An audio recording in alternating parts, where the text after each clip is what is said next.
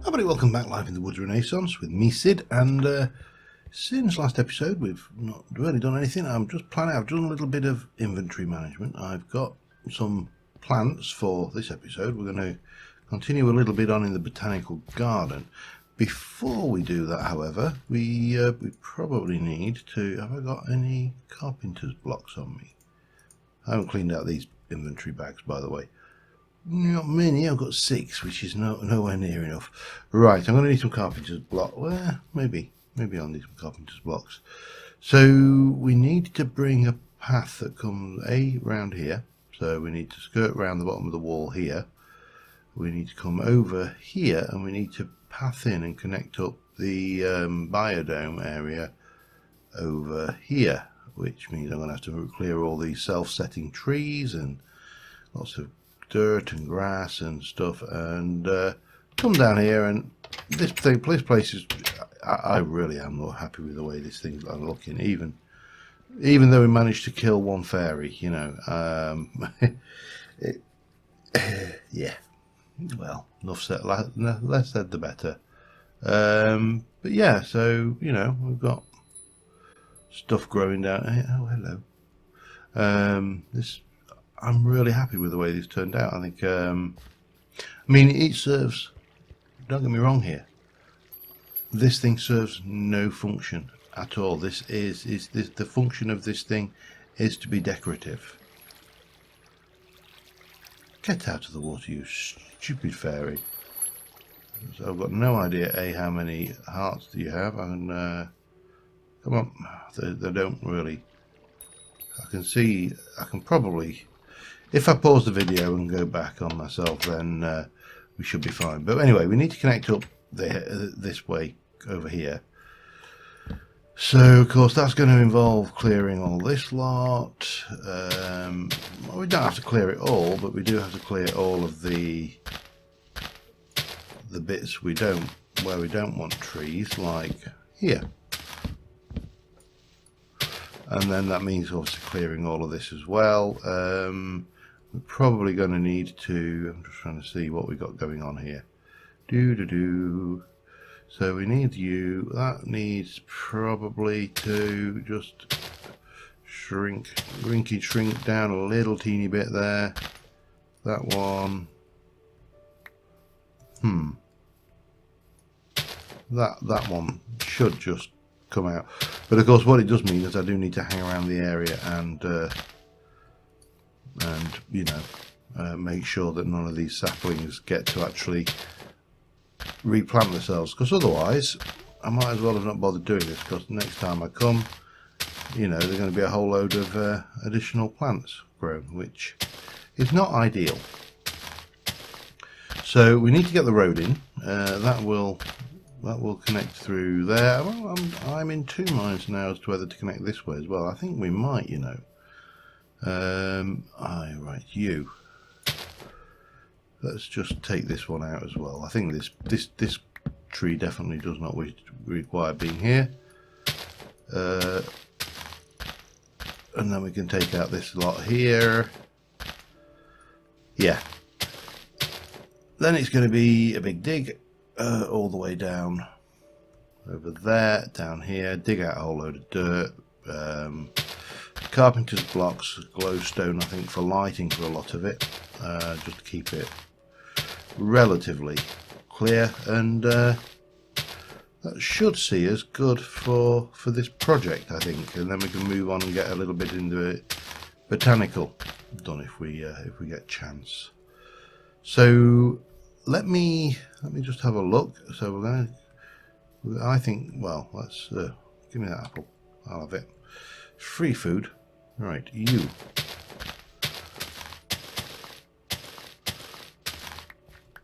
Can come out to... Oops.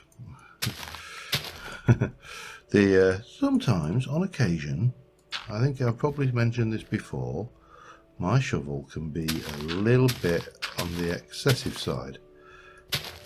However, it doesn't matter. We'll go and grab some, we'll dig out some space here. We'll grab some carpenter's blocks and glowstone and maybe I should actually be leaving the odd one of these in as well. Let me just do that there, just so we've got the natural grasses in here. Yeah, so this is going to come down here. We're going to run a path across that way, maybe a path across that way. I haven't decided yet. And let me get the some of the dog work done here, and we'll be back in a moment. Oh, hello. What's that from? Oh, it doesn't matter. Okay, back in a bit. All right, I've got a whole load of paths in. We have the sun setting on us. I've been and got a selection of this going on here. A mixture, basically, of stuff we can utilize, you know, to do this. Coming off of here, we've got the odd individual ones as well, so we can fertile along the paths and, you know, pop in just these little objects of interest, if you like. And more importantly, lighting posts, because whilst I'm going to do a lot of hidden lighting, just because I've got hidden lighting doesn't mean I don't want visible lighting.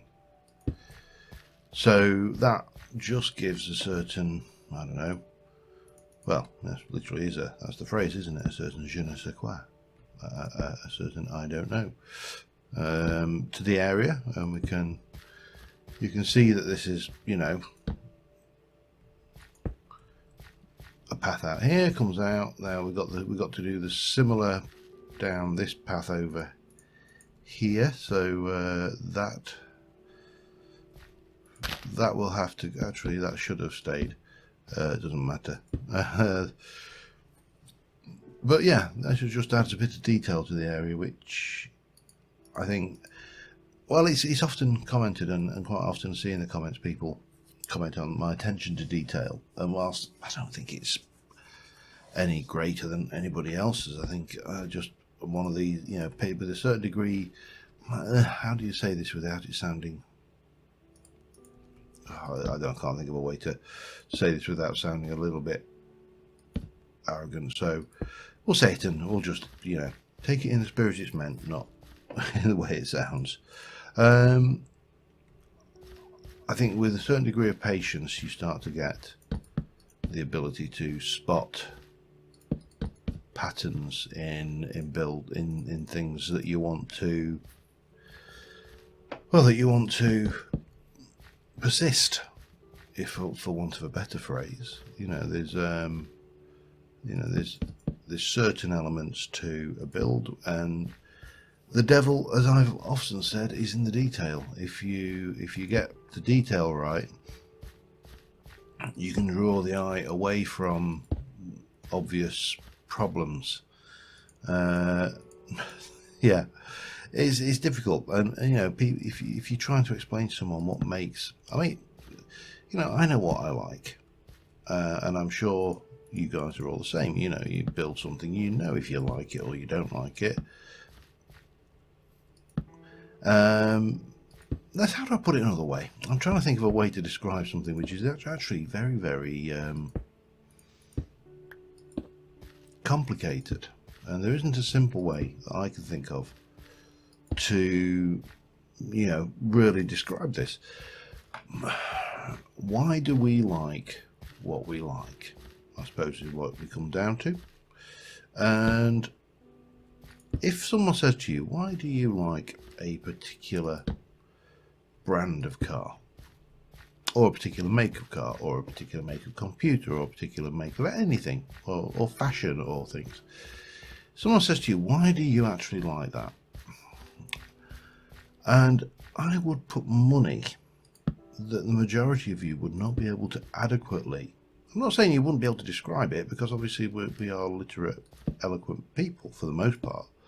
Most of us are quite capable of describing something as complicated or as simple as why we like something. You know, people say, why do you like your girlfriend? Well, I like blondes, or I like brunettes, or I like, yeah, but that really doesn't do justice to the richness that goes into that set of emotions. I think that will do, you know. Let me Problem is, yeah, I'll do the glowstone stuff later at another point.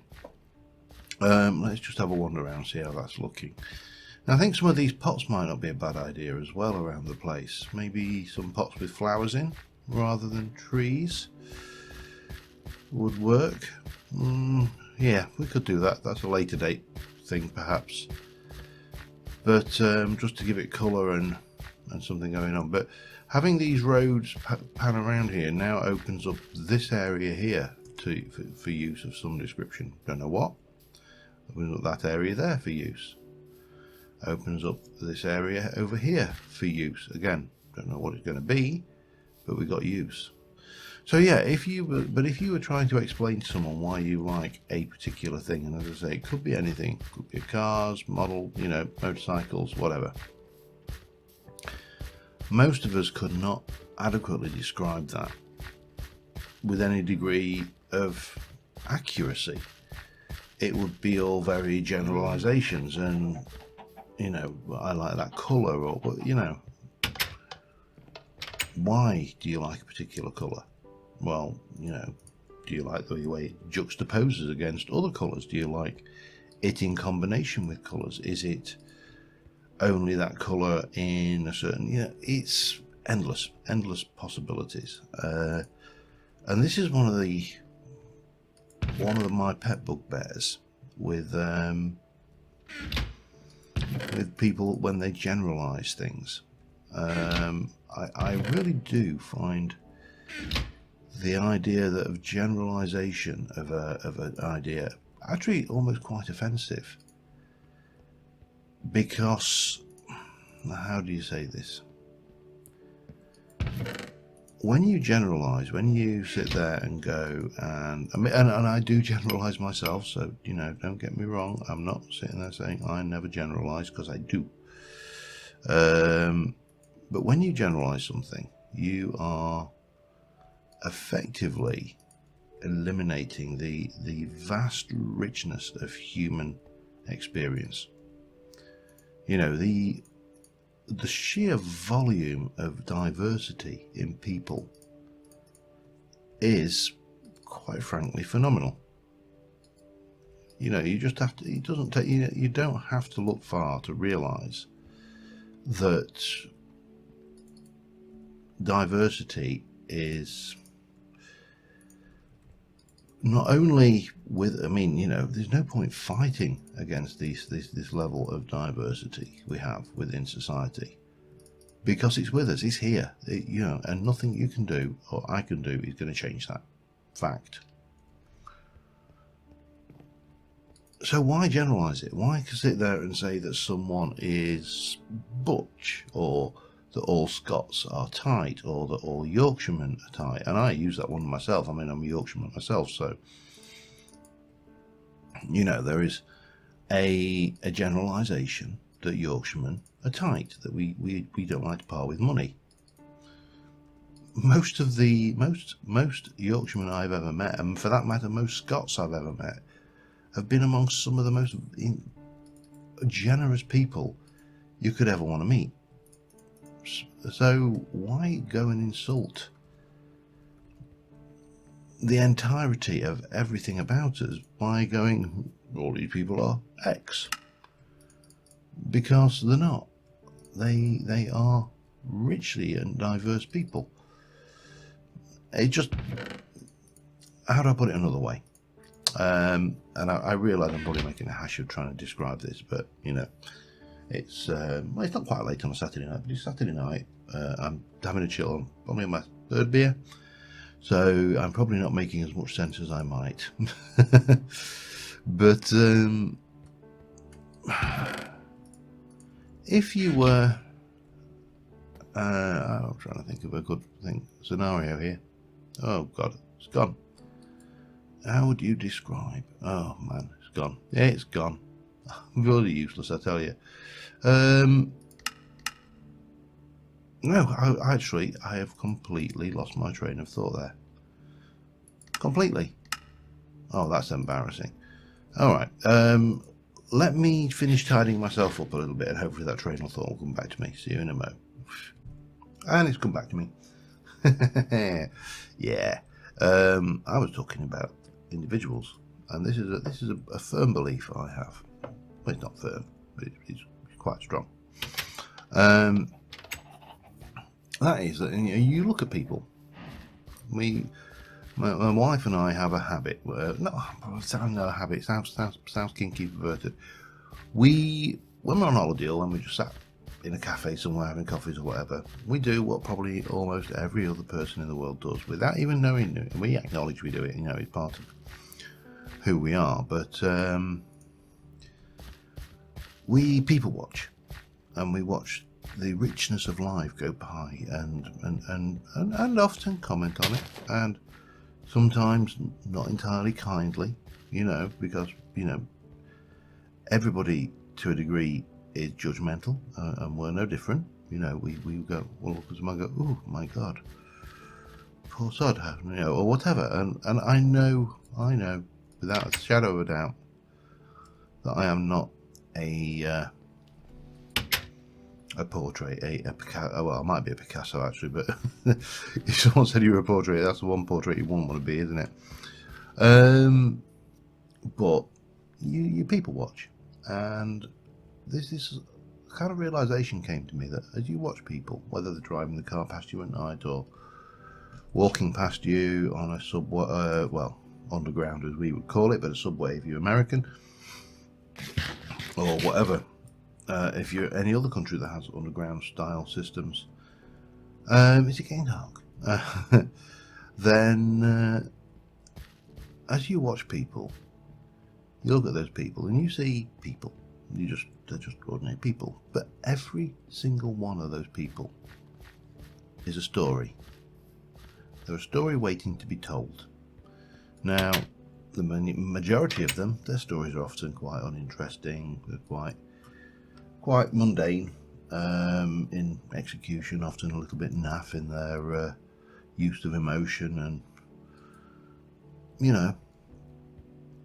but every single one is a story, and every single one of those people has a set of life experiences which are totally unique to that person.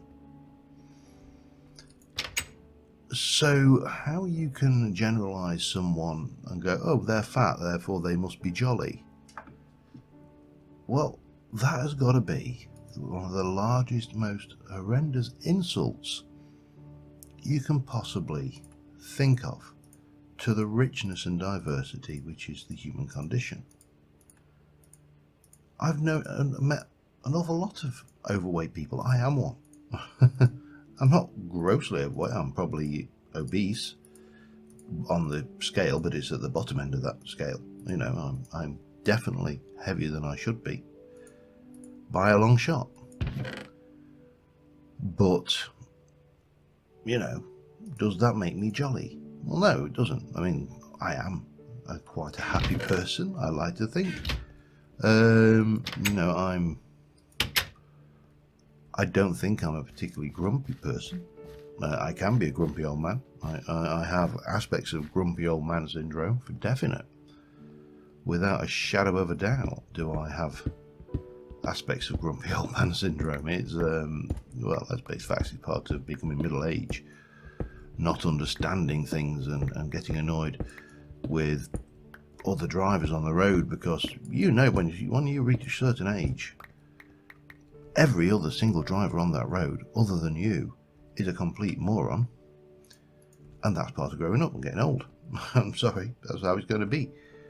But that as may be, you cannot summarise me with a handful of cliched phrases and say that that is representative of the person that I am, because I'm not. I am a unique individual, as are every single one of you. Your life experiences, everything about you makes you unique, and it's almost an insult to suggest otherwise. So you look at someone and you kind of going, oh, look, there's a businessman. Now this is a good one. You'll like this one. I actually worked many years ago. I worked in in the rag trade. Rag trade meaning fashion industry, by the way, for those who are not familiar with the colloquialisms. And we supplied computer systems for the rag trade and steel industry. Ironically, how those two are mixed, you know, I don't expect you to follow, because I certainly sure as hell don't. But yeah, so we did these computer systems specifically for the rag and the steel industry, and you know, we sold systems to a whole host of people making various forms of clothing, from workwear to lingerie to, you know, high fashion items. And we had a lady, who I shall not use her name, who was managing director of one of those companies. Now, I suspect that she'd had exposure to the cross-dressing community for reasons, and she wanted to set up a separate company, separate to, I just need to wait for that grass to grow in, a separate company to what's the word, market ladies' lingerie in men's sizes. Okay, I'll let you digest that for a second. Now, her rationale was simply this: there are a number of gentlemen out there who like to wear silky underwear. Pardon me. And for one reason or another, you know, they most, for the majority, discreetly, under, as she put it, under their pinstripe. She said there's many a rich banker in London who likes to go to work with a pair of French knickers under his pinstripe suit. That was a direct quote. But, as she puts it, ladies' underwear is not designed for men to wear. It is designed for ladies to wear, and without putting too fine a point on it, we are somewhat subtly different in our builds, such that the build of a pair of ladies' underpants is designed to hold certain bits of lady bits and not men bits. Yeah, you kind of get where I'm going with it, I hope. Anyway, I've gone and put everything away that I wanted, haven't I? I've got some glowstone, I just haven't got any bloody carpenter's blocks. So there is an example of this diversity. There is an entire subculture of people who are called cross-dressers, and there'll be many out people there who think that they're abnormal or perverts or whatever, and you know, and then there'll be the extremes who think that it should be stoned. And then there's my personal view is that what people do in their own homes doesn't hurt them. You know what I mean? As long as they're not causing suffering to anybody else, I have no problems with any form of what others might call deviancy. I wouldn't call it deviancy, but others might. Let's get 3 of those. So yeah, that's just an example of this richness of human condition, that the idea that there are people in very senior positions, and they had to be, because believe me, I saw this woman's price list. Yeah, they were not cheap. But actually, I also learned some interesting terminology through this one, so I'll share this one with you, because this one I find quite amusing, moderately so at least. What we're doing, ferns and ground, grass and ground cover, grass and ground cover. So there is a phrase in the English language called, you know, I can't type and talk at the same time, a gaff. Now, a gaff is often referred to as a colloquial term for my house. Are you coming back to my gaff, for example?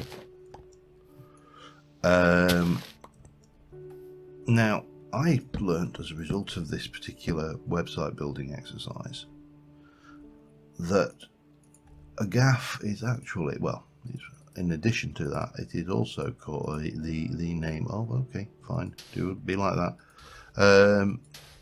It is the name of a pocket sewn into a pair. Oh, damn it! Damn it!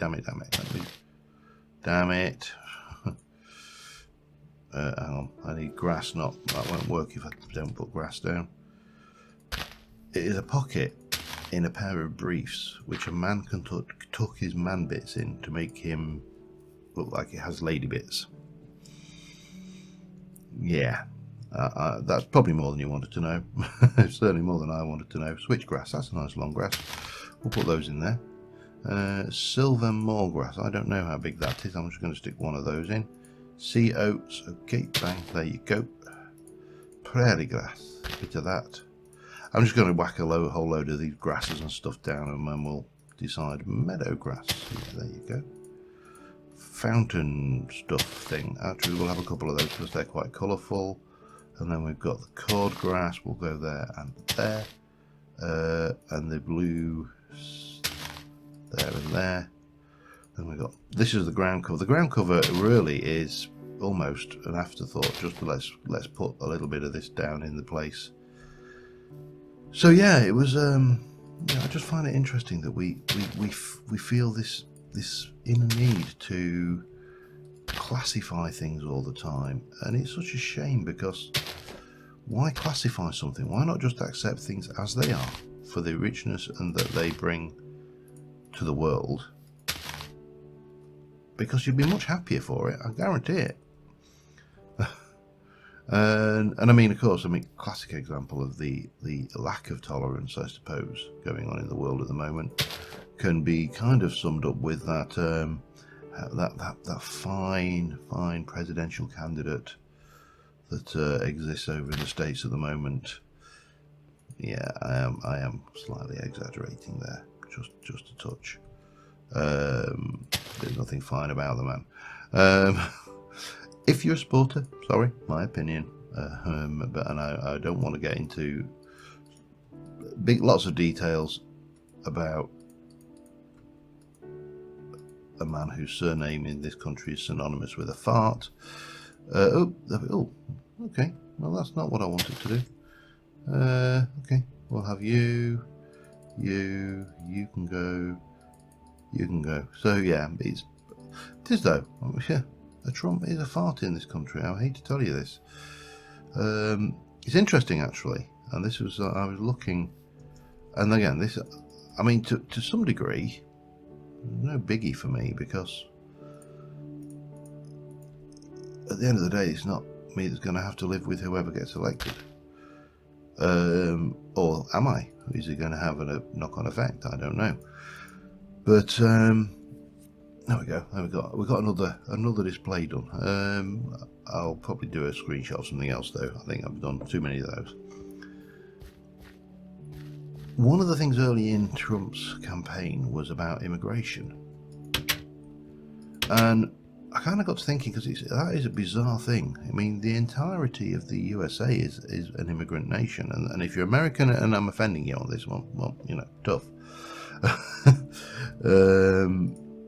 This is the truth, you know.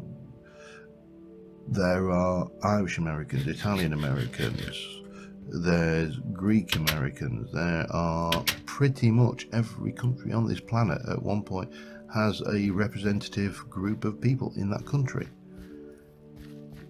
Trump, for example, is a French surname, from Trumpier, I believe, the trumpeter or bugler in the French court.